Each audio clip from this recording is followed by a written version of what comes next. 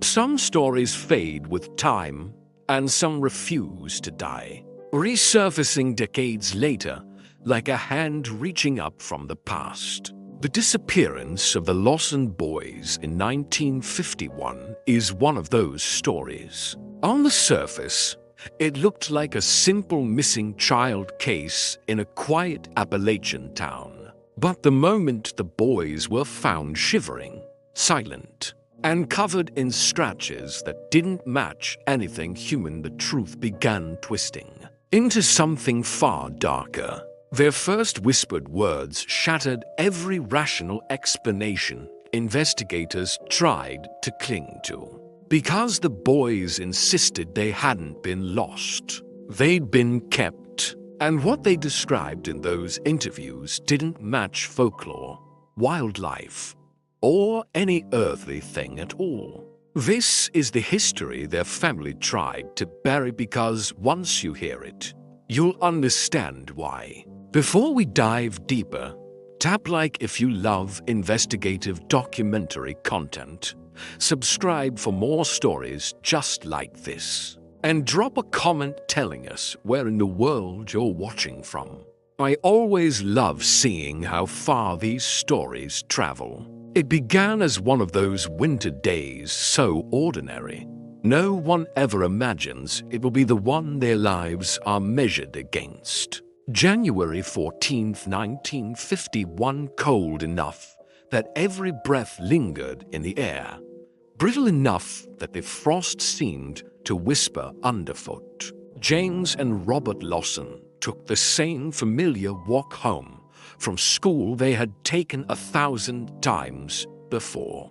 1.5 miles of dirt road, a route every kid in Stokes County could navigate blindfolded. Yet before the sun dipped behind the tree line, that simple path became the line between the known and the unknowable. When the boys didn't appear by supper time, Arthur Lawson tried to calm the tightening in his chest by assuming the mundane. Maybe they stopped at a neighbor's house, maybe they dawdled.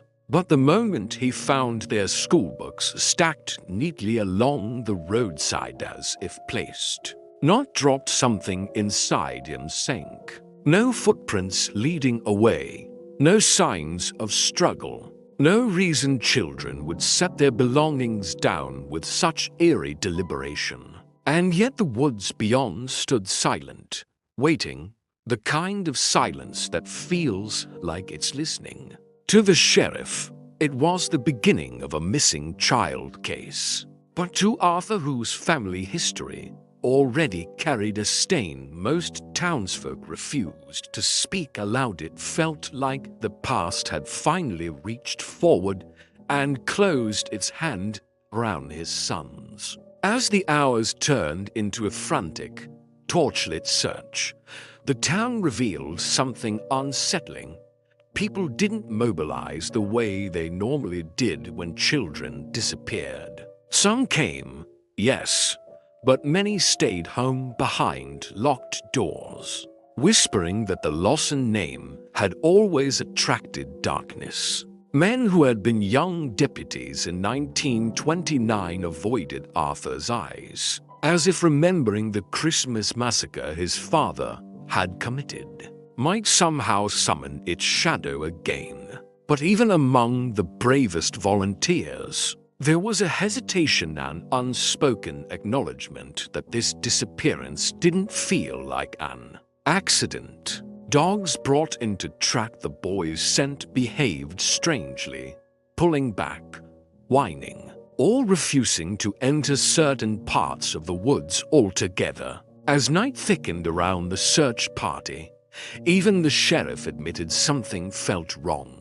The kind of wrong that doesn't come from the cold or the dark, but from the sense that the forest itself was holding its breath. And beneath every shouted name, every snapped twig, every flicker of lantern light, one truth loomed heavier than the winter air. Whatever had taken the Lawson boys had done so with intention. This wasn't a simple case of children wandering off. It was the first sign that the quiet Appalachian town was about to confront a story it had buried for decades and a debt that had never truly been paid.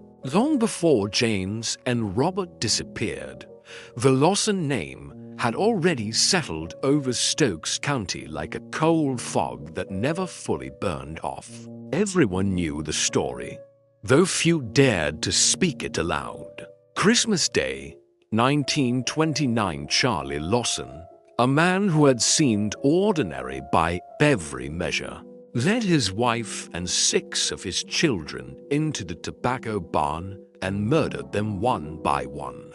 Before turning the gun on himself, newspapers at the time struggled to describe the scene without slipping into sensationalism. Locals struggled to understand it without slipping into fear. His only surviving child, Arthur, was spared only because Charlie had sent him into town that morning on an errand. For decades, some whispered that Arthur had been the lucky one. But those who truly knew him understood the truth. Surviving a massacre wasn't luck. It was a life sentence. He carried the memory of that day like a wound beneath his shirt.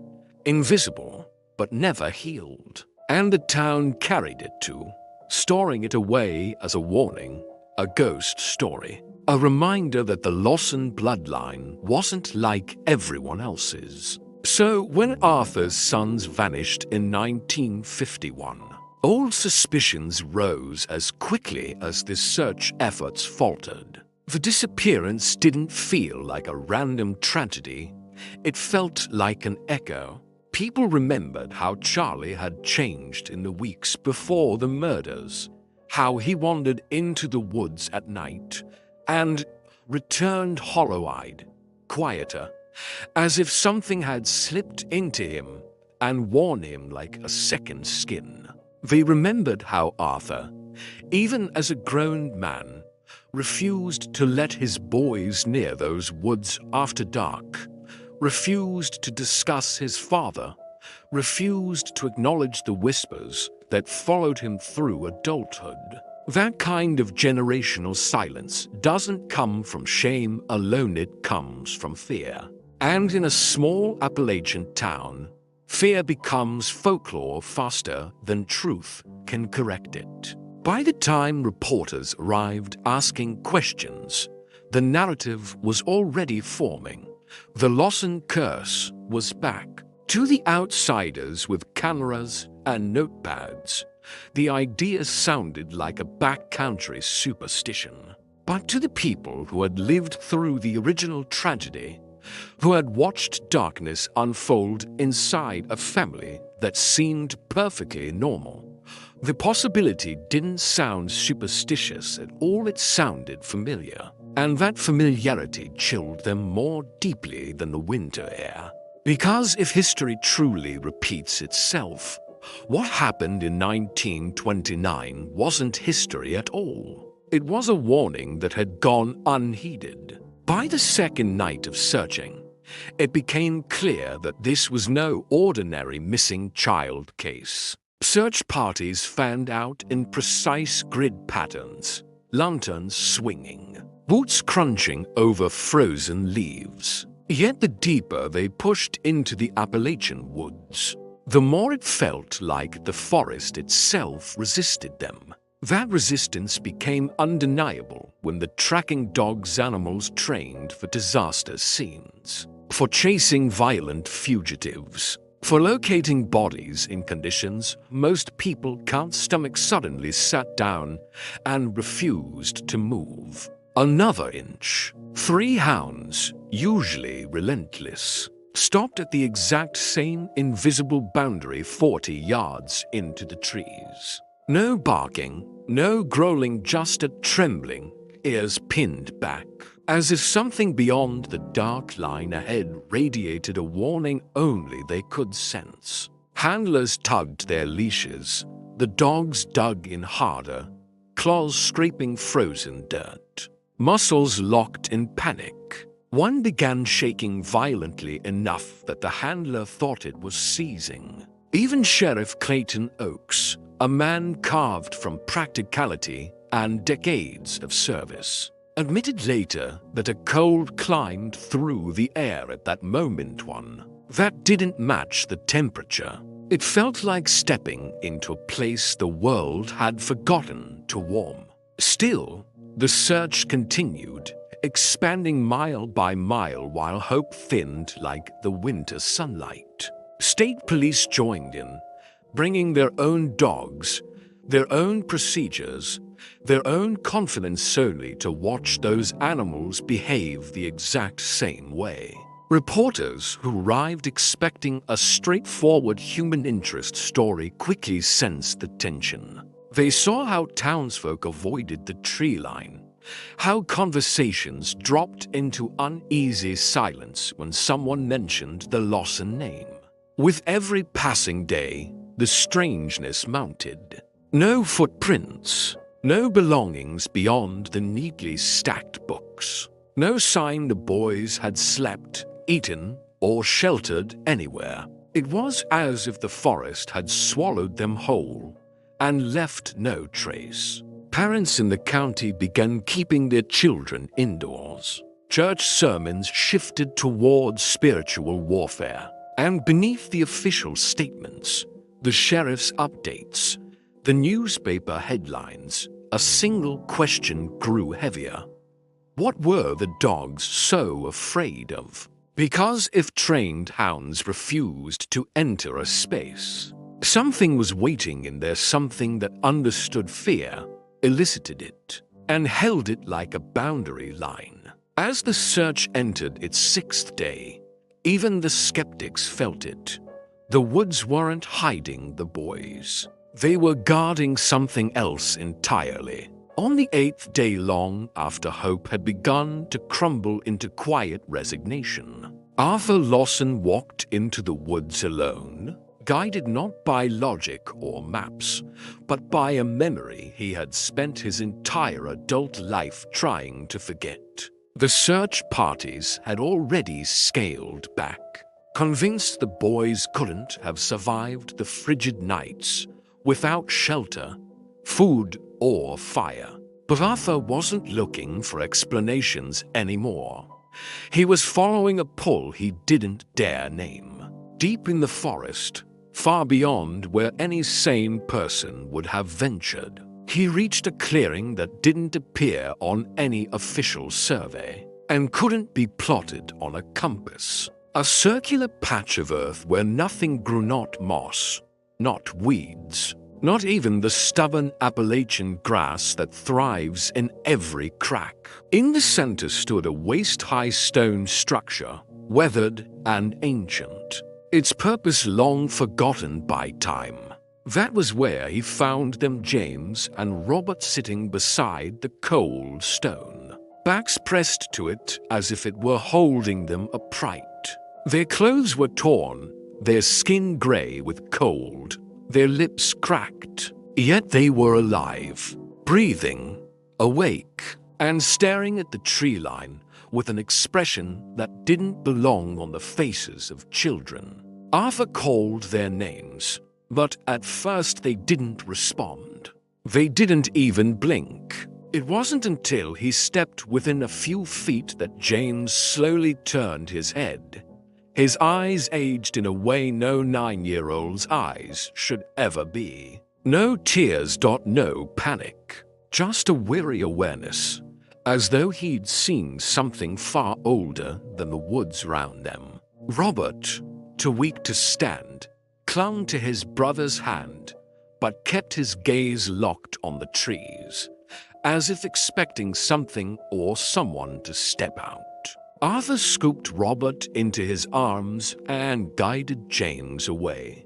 But the boys never looked back at the clearing, never asked where they were, never even shivered despite the cold. When they emerged from the woods, neighbors gasped, and Arthur's wife collapsed in relief. But relief wasn't the right word, not really. Not when the doctor discovered no frostbite, no broken bones, no signs of violence. No explanation for how two small boys endured 8 winter nights with nothing but the clothes on their backs. They should have been dead. They should have been found miles apart, or unconscious, or incoherent. Instead, they were eerily calm, their trauma simmering just beneath the surface like coals waiting to flare. And behind their silence lay a question that unsettled even the sheriff.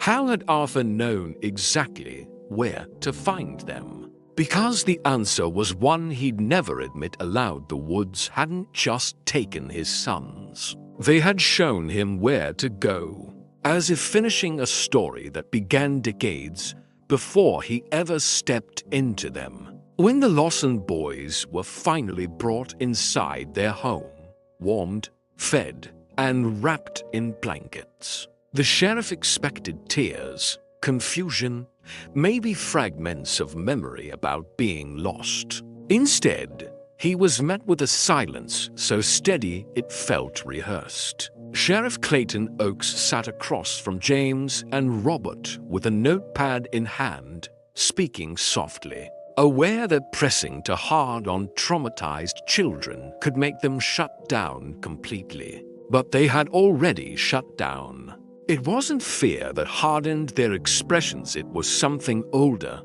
something learned in those missing days. When Oakes gently asked where they had been, James glanced at the floor and murmured, "We don't know." When asked who had taken them, Robert began to tremble, tears pooling but never falling, until James placed a protective hand on his brother's mouth. Only then did Oakes sense the faintest flicker of something dangerous, knowledge these boys weren't supposed to carry. He leaned forward and asked again, quietly, "Was it a person?" James lifted his eyes, and what he said next made Oakes freeze mid-sentence. "We weren't taken by a person."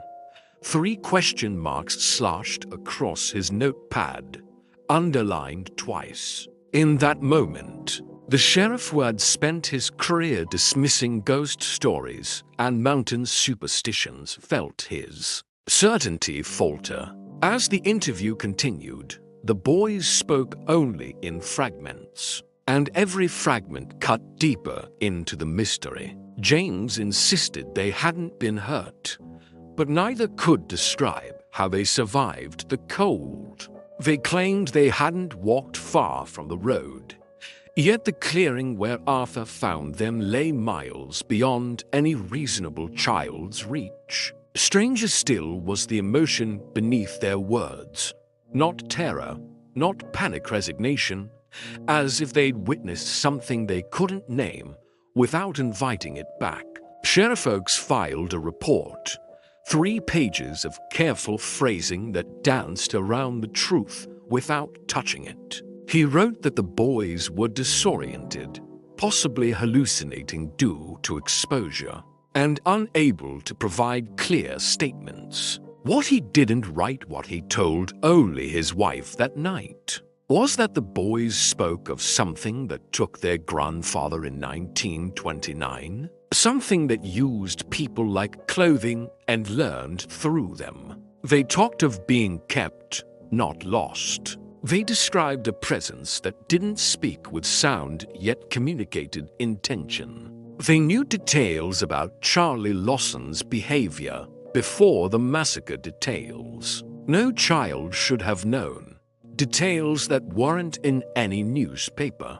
Oakes, a man who believed in facts, was forced to face a possibility that defied them.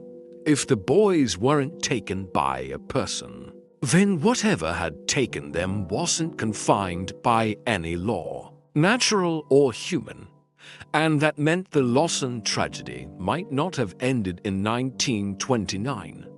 It may have been waiting, patient and unseen, for the next generation to answer. By the time Dr. Margaret Holt arrived from Winston-Salem, the Lawson boys had already become the center of a case that defied every clinical explanation the sheriff's office tried to impose. Holt was known for her calm precision with traumatized children, a specialist who understood how the mind fractures under fear. But nothing prepared her for the stillness in James's eyes or the way Robert seemed to listen to sounds no one else could hear. Separating the boys, she interviewed them one at a time, expecting stories shaped by fear, confusion, or the desperate need to make sense of their ordeal. What she encountered instead were memories that felt too heavy, too detailed, too ancient to belong to children. James described hearing singing soft, familiar, like their deceased grandmother calling them home. He said they followed it into the woods not out of fear, but comfort. After that, his recollections broke into fragments. Cold earth, a voice that spoke without words. Images that didn't feel like dreams so much as memories not his own. Robert's account, though more emotional, was even more unsettling. He spoke of a figure like a man, but not a man, tall, impossibly thin, with too many fingers. He said it wore their grandfather's face, but wrong like someone trying to remember what a human looked like by assembling it from memory. It had taken them downward, he said, not into a cave down through the earth itself, where roots twisted like veins and something waited in the dark that was older than the trees above. Holt wrote everything down methodically, but her clinical detachment began to slip as the boys' accounts aligned with uncanny precision. Shared delusion, she reminded herself, is common in siblings, especially when fear binds them tightly. Yet something in their voices, in the way they shuddered at specific moments and went expressionless at others, told her this wasn't the simple fusion of two frightened minds. Then came the moment that shattered her last thread of skepticism. While James was quietly describing the clearing of place, he should have had no language, for every window in the room exploded inward at once. Not cracked, not rattled, shattered, as though pushed from the outside by a force timed to the exact second he mentioned that circle of ash. No one was cut. Not a single shard touched the boys, and in the stunned silence that followed, Holt heard it too, faint, distant, drifting through the cold air like a melody carried from somewhere impossibly far below the world. A tune that sounded like a lullaby her own mother once hummed. A tune she hadn't heard since childhood. She didn't write that part in her official report. Instead, she buried it in a handwritten addendum sealed for decades, the admission of a woman who no longer believed the Lawson boys were hallucinating. Something had touched their lives, something the mind wasn't built to interpret. And the worst part wasn't that the boys remembered it. It was that some part of it remembered them. While the sheriff and the psychologists searched for explanations rooted in law and science, Arthur Lawson went looking for something older, something that didn't require evidence to be real. In the Appalachians, knowledge doesn't always pass through books or offices. Sometimes it's inherited in whispers, carried through bloodlines, or kept by the people society prefers not to see. That's how Arthur found himself standing on the porch of a woman known only as Aunt Celia, living in a house older than the state records that tried to catalog it. She wasn't a relative, not officially, but in the mountain sense she was family, someone who had advised his grandmother, long before tragedy burned itself into the Lawson name. Celia greeted Arthur as if she had been expecting him, her eyes clouded with age yet piercing in their clarity. seemed to hold all the secrets the town pretended didn't exist. Before he could speak, she told him plainly, "Your daddy came here once." Right before he did what he did, the words stopped Arthur cold. She explained that Charlie hadn't simply snapped under financial pressure, as the newspapers insisted. He had been desperate, yes, but desperate men sometimes reach for the wrong kind of help. In the woods behind the Lawson property, she said, were thin places in the world, places where something ancient listened when called. Charlie had called, and something had answered. Aunt Celia told Arthur that his father had made a bargain with the thing in those woods. During the Depression, an offering for prosperity. The crops flourished, the money flowed again.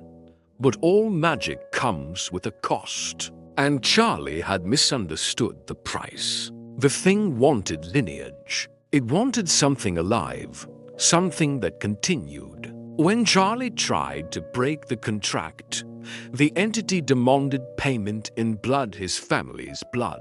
But killing them hadn't ended the bargain. It had merely transferred the debt forward. Promises like that don't die, Celia said softly. They just wait for the next one in line.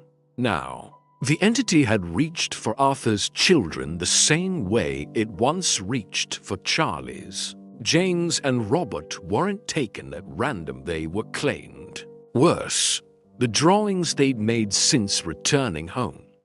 The staring out windows. The listening to something no one else could hear. These weren't symptoms of trauma. They were invitations. The thing was using the boys as conduits, slipping further into the world through whatever it had shown them during those missing days. But there was still a narrow path, dangerous, uncertain, but real. Celia gave Arthur a cloth bag filled with strange items.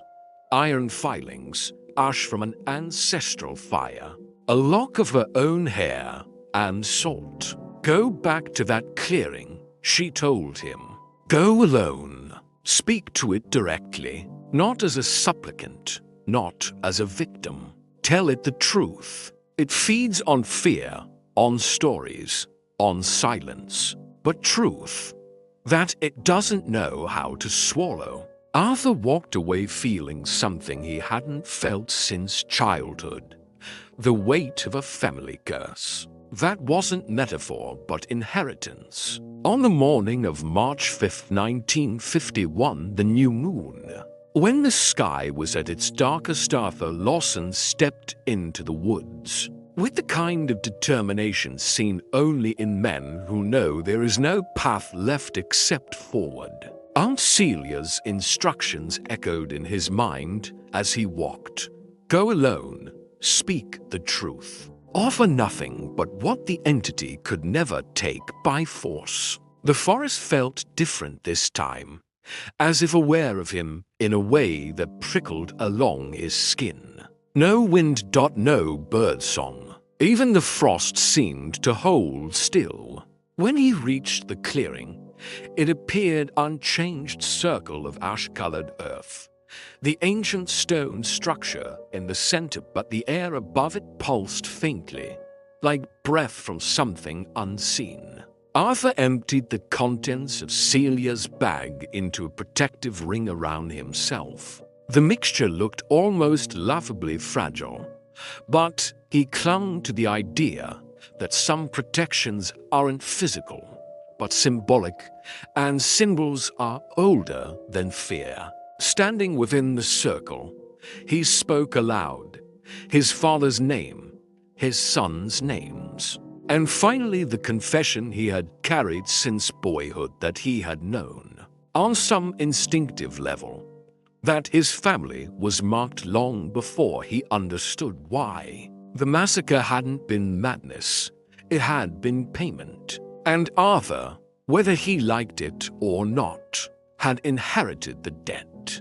The entity arrived without footsteps or sound. One moment the tree line was empty, The next, a distortion shimmered at its edge. The shape of a figure trying on forms the way a person tries on coats. Its height bent the light around it. Its outline shifted from Charlie Lawson's silhouette to Arthur's own, to something inhuman with joints that didn't move correctly. Arthur couldn't force his eyes to settle on it, as if the creature existed between frames of reality. It asked its question without words.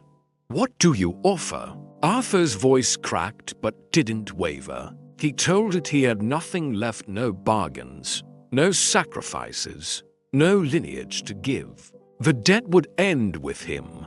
If payment was due, take it from him and leave his sons untouched. The clearing thickened with presence. Shadows detached themselves from the trees. The ground trembled beneath his boots, and the thing stepped closer, not crossing the protective ring, but circling it, studying the truth he had placed before it. Whatever passed between them in that moment remained a secret Arthur carried to his grave. He never spoke of what he saw or felt, only that when he stumbled back into town hours later limping, with a streak of white hair at his temple, something had changed. His sons would later lose their strange behaviors, their drawings, their hollow stares, as if a hand had been lifted from their shoulders. But Arthur himself began aging faster, as though the thing had accepted his offer in a way no human could fully comprehend. And from that day forward, the woods behind the Lawson property watched him with a quietness that felt almost like respect, or perhaps satisfaction that the bargain had finally been paid. In the weeks following Arthur's solitary confrontation in the clearing, the change in the Lawson household was subtle at first, almost easy to dismiss as the natural relief that comes after a nightmare finally loosens its grip. James and Robert stopped waking in the night with that startled, listening stillness. The drawings that once filled their notebooks and margined circles of arch, stone structures, figures with too many fingers disappeared entirely. Teachers noticed the shift as well. The boys began laughing with classmates, chasing each other on the playground, rejoining the world of ordinary childhood as though some invisible thread pulling them backward had finally snapped. To neighbors, it looked like a miracle. To Arthur, it felt like a loan he already knew he couldn't repay. He watched his sons return to themselves with a quiet pride. But behind that pride lived a growing heaviness, as if something within him were dimming day by day. His hair grayed in streaks, not gradually, but in sudden patches that startled his wife. Lines carved themselves into his face as though drawn there by a hand he couldn't see. And each evening, as dust pressed against the windows, Arthur found himself drifting outside, pacing the property line like a man standing between his loved ones and the darkness that had agreed, however reluctantly, to leave them be. Neighbors who'd known Arthur since childhood noticed the difference. They said he moved like a man twice his age, shoulders hunched not from labor, but from vigilance. Some evenings, his wife would catch him pausing at the edge of the yard,